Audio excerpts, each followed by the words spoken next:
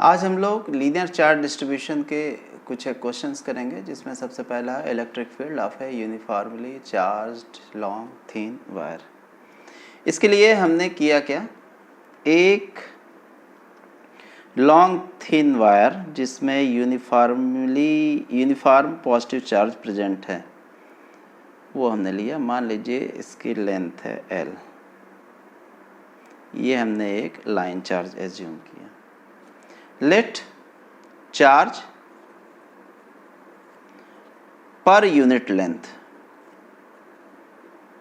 ये हमने लिया क्या, lambda.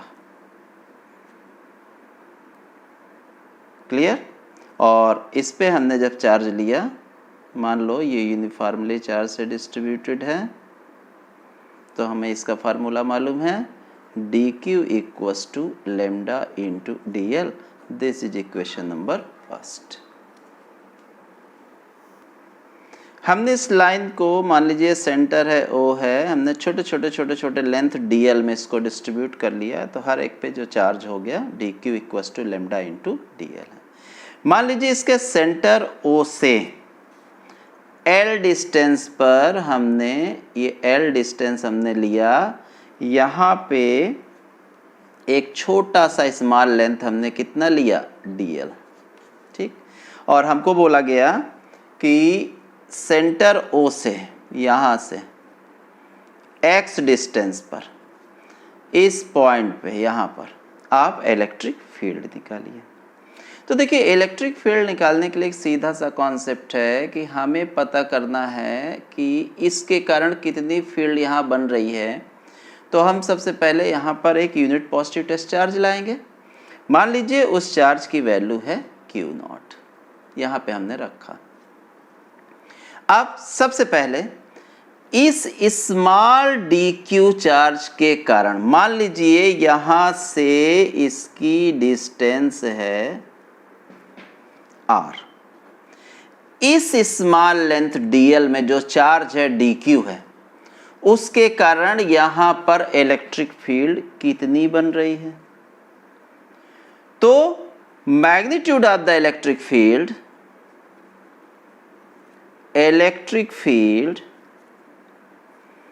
Due to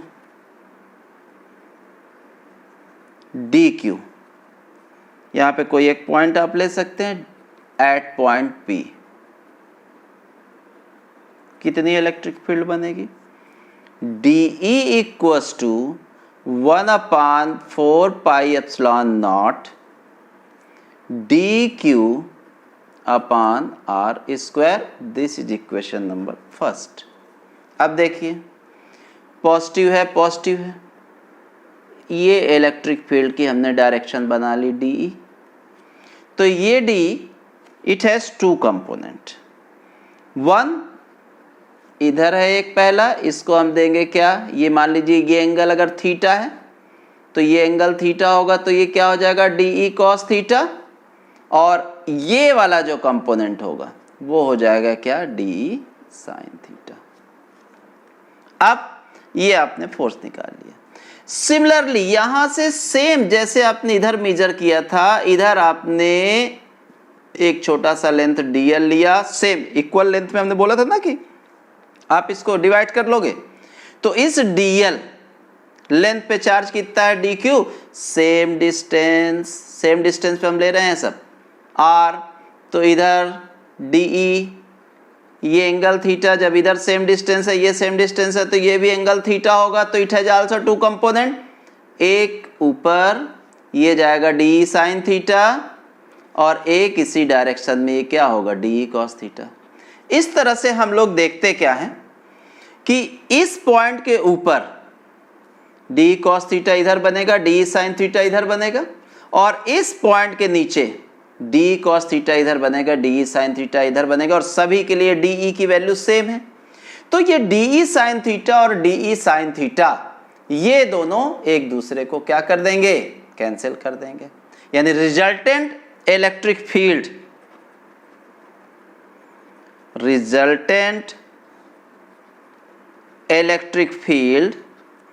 eight point P पर रिजल्टेंट इलेक्ट्रिक फील्ड क्या आ जाएगी आपकी, ई इक्वस टू सभी डी ई कॉस थीटा का समेशन। तो हम लोग जानते हैं भाई ई इक्वस टू हम लिख सकते हैं इसको integration of D E into cos theta. अब बात होगी लिमिट की।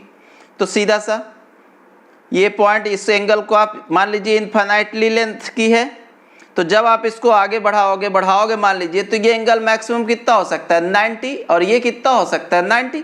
तो पूरे इन्फिनिटी लेंथ वाली वायर के लिए ये जो इलेक्ट्रिक फील्ड हो जाएगी इक्वस टू, आप इसमें इंटीग्रेशन ले लीजिए -π/2 से +π/2 डी ई कॉस थीटा।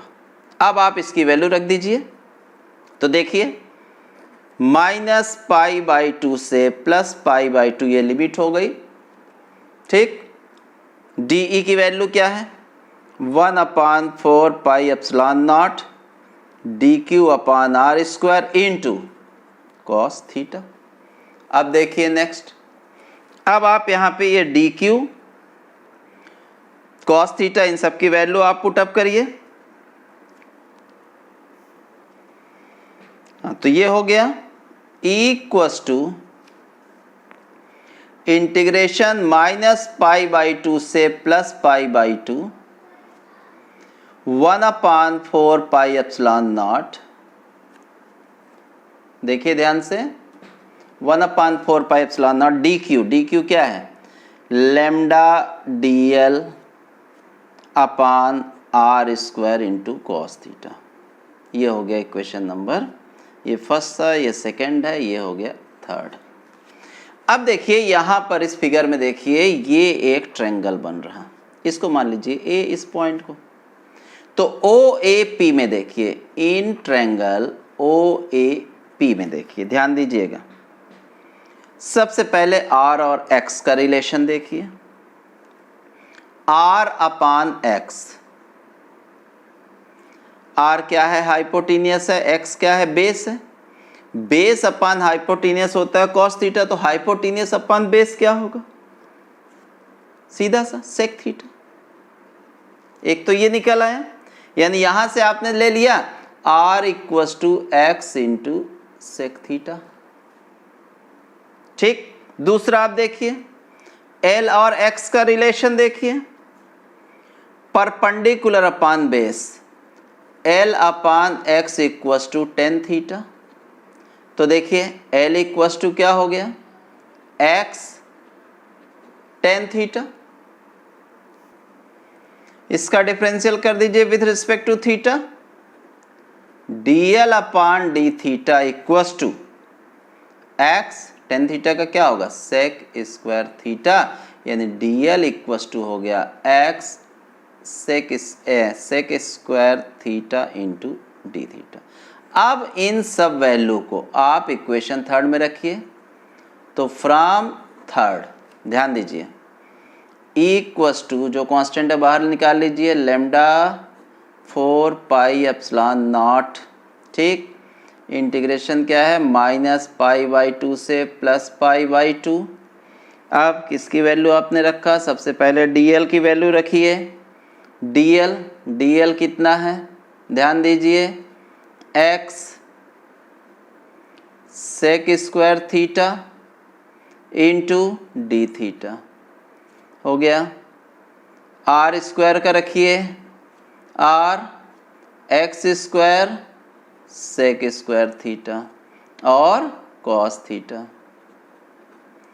ये आपका कैंसिल हो गया, x से x क्या बचा लैम्डा अपान 4πε0 इंटीग्रेशन x भी बाहर ले लीजिए 1/x इंटीग्रेशन -π/2 से +π/2 cos theta into d theta. तो इक्वस टू हो गया लैम्डा अपान 4πε0 इंटू 1/x, कॉस का होता है साइन थीटा, और लिमिट क्या रख दिया -π/2 से +π/2। तो इक्वस टू हो गया लैम्डा अपान 4πε0x, एक बार साइन π/2 माइनस साइन -π/2। अब देखिए equals to lambda 4 pi epsilon naught x, इसकी value 1 minus sine minus theta minus sine theta, तो यहाँ प्लस और साइन 90 की वैल्यू 1, तो ये हो गया 2 लैम्डा अपान 4 पाई एप्सिलॉन नॉट एक्स, 2 से कैंसिल करिए तो ई आ गया, ई की वैल्यू आ गई equals to lambda upon 2 pi epsilon naught x.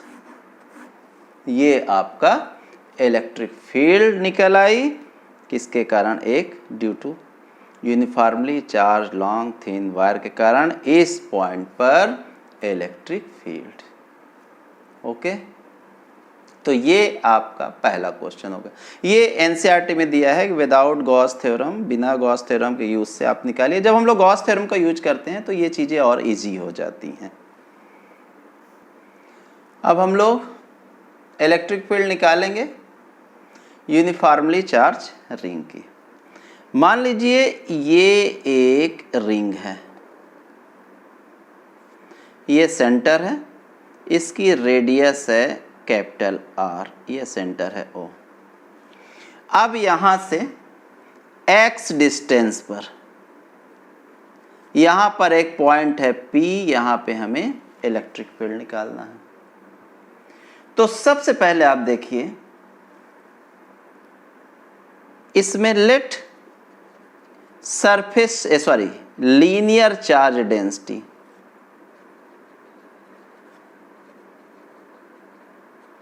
वो हमने क्या लिया, लैम्डा। तो लैम्डा क्या होता है, चार्ज पर यूनिट लेंथ, तो लैम्डा इक्वल्स टू हो जाएगा charge q upon length 2 pi r. This is equation number first. अब हमने इसको यूनिफॉर्मली चार्ज दिया हुआ है, लीनियर चार्ज डिस्ट्रीब्यूशन है इसमें भी। अब हमने यहाँ पे एक स्मॉल लेंथ dl कट किया, मान लीजिए यहाँ पे चार्ज है dq, तो इस dq के कारण इस पॉइंट P पे मान लीजिए डिस्टेंस है small r। Same electric field की डायरेक्शन dE, तो electric field at P due to dq, कितनी इलेक्ट्रिक फील्ड होगी P पर, तो सीधा सा देखिए dE equals to 1/4 pi epsilon naught, clear, dq upon r square. This is equation number first.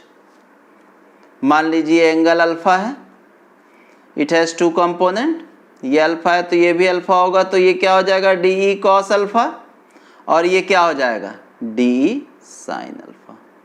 अब देखिए आप, सेम हम लोग यहां पर भी dq कट किया, यहां से सेम डिस्टेंस है r, फिर वही इलेक्ट्रिक फील्ड इधर dE, जब ये डिस्टेंस रेडियस सेम है तो ये एंगल भी सेम होगा, तो dE के भी 2 कंपोनेंट, एक इधर, ये क्या हो जाएगा dE sin अल्फा, और ये क्या हो जाएगा dE cos अल्फा। अब आप देखिए इसके हाफ में नीचे की तरफ वाले देखिए, ये dE sin अल्फा ऊपर जाएगा, dE cos अल्फा इधर जाएगा, और इधर वाले में देखिए dE sin अल्फा नीचे, ये इधर, तो dE सभी का सेम आएगा, तो ये दोनों एक दूसरे के इफेक्ट को क्या कर देंगे, कैंसिल आउट, यानी नेट इलेक्ट्रिक फील्ड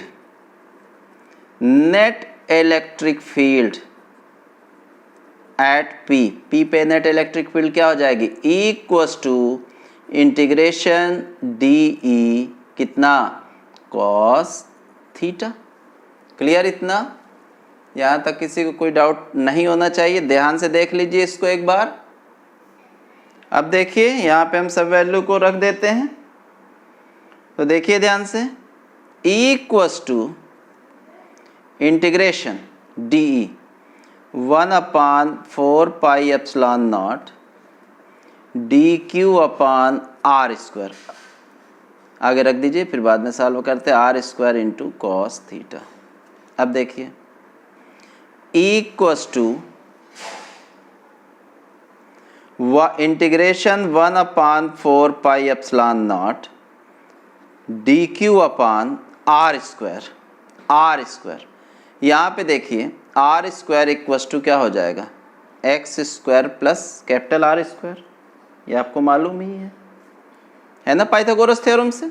तो यहाँ पर हम लिख देते हैं r square plus x square into cos theta, cos theta base upon hypotenuse, base क्या है एक्स, एक्स यहाँ पे हम निकाल देते हैं, cos theta equals to base upon hypotenuse, तो एक्स तो है ही, आर इक्वस टू क्या है, under root r square plus x square, यहाँ रख दीजिए x upon r square plus x square की पावर हाफ। अब देखिए ध्यान से इसको, यहाँ इक्वस टू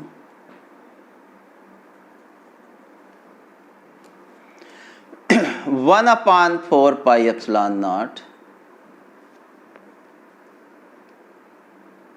एक्स अपान, इन दोनों को ऐड कर दीजिए, r square plus x square की power 3/2 into integration D Q, बहुत इजी वे पे कर रहे हैं। तो इक्वस टू हो गया 1/4 पाई एप्सिलॉन नॉट एक्स, इसका इंटीग्रेशन क्या होगा, q x upon r square plus x square power 3/2, this is the electric field. ये इलेक्ट्रिक फील्ड आपकी आती है इस रिंग के कारण। अब यहां पे कुछ एक केसेस भी हम लोग कर सकते हैं, जैसे मान लीजिए ये जो पॉइंट है बहुत डिस्टेंस पे है, बहुत ज्यादा डिस्टेंस है, यानी x is very very very greater than r case. अब अगर x बहुत बड़ा है r से, तो जहां पर भी देखिए r है, r को हम निगलेक्ट कर देंगे यहां। तो जैसे ही हमने r को निगलेक्ट किया तो इक्वस टू आया 1/4 pi epsilon naught q x upon, यहाँ x निगलेक्ट, x तो खैर बड़ी क्वांटिटी है, r इसको निगलेक्ट कर दिया तो एक्स स्क्वायर बचा, 2 से 2 कैंसिल, एक्स क्यूब बचा, इस x से 1 कैंसिल हुआ, तो equals to 1/4 pi epsilon naught q upon x square. अब ये फार्मूला देखिए, ये फार्मूला देखिए ध्यान से, ये इलेक्ट्रिक फील्ड का है ना, पॉइंट चार्ज का, तो यहाँ पे पॉइंट चार्ज कहाँ से आ गया, तो देखिए जब डिस्टेंस बहुत ज्यादा हो जाए तो कैसा दिखेगा ये शेप, ये देखिए ये रिंग है और ये डिस्टेंस हो गई आपकी, ये x हो गई और ये r हो गई, x बहुत बड़ा है r से, तो ये जो रिंग है ये भी बिहेव करने लगेगी as a point charge. Clear? तो ये भी आप ध्यान रखिएगा कि लॉन्ग डिस्टेंस अगर है तो ये रिंग जो है वो बिहेव करेगी कैसे, पॉइंट चार्ज के जैसे। तो ये एक बहुत अच्छा केस आपको यहाँ पे मिलता है। इसी तरह से आप देखें, अगर r बहुत बड़ा हो जाए x से, इस कंडीशन में भी आपको निकालना है तो वो आप निकाल सकते हैं। x की वैल्यू को आप निगलेक्ट कर दीजिए, तो यहाँ लेकिन ये मल्टीप्लाइड वाले में नहीं होगा, ठीक है ना, वो तो आपको मालूम होना चाहिए, 11th में आप पढ़े हैं, किसी प्लस और माइनस में निगलेक्ट होता है। तो E इक्वस टू क्या हो जाएगा, 1/4 pi epsilon naught Q into x upon r cube, x ये निगलेक्ट हो जाएगा, 2 2 कैंसिल 3। तो ये दूसरा केस हो गया जब r बहुत बड़ा है x से। चलिए तीसरा भी कर लीजिए, इफ x इक्वस टू 0, यानी हमें इलेक्ट्रिक फील्ड कहाँ निकालना है, इसका सेंटर पे। तो जब x 0, ये देखिए x 0 है, तो जब x 0 तो इलेक्ट्रिक फील्ड क्या हो गई, 0। अब आप सोचिए और हमें आंसर दीजिए कि E0 कैसे हो गया। मतलब इसके अंदर इलेक्ट्रिक फील्ड क्या आ गई आपकी? 0। ओके, तो ये आपके क्वेश्चंस हैं। नेक्स्ट उसमें हम लोग 1-2 क्वेश्चंस और करेंगे और इसके बाद का हमारा जो टॉपिक होगा वो होगा electric dipole. Okay, thank you.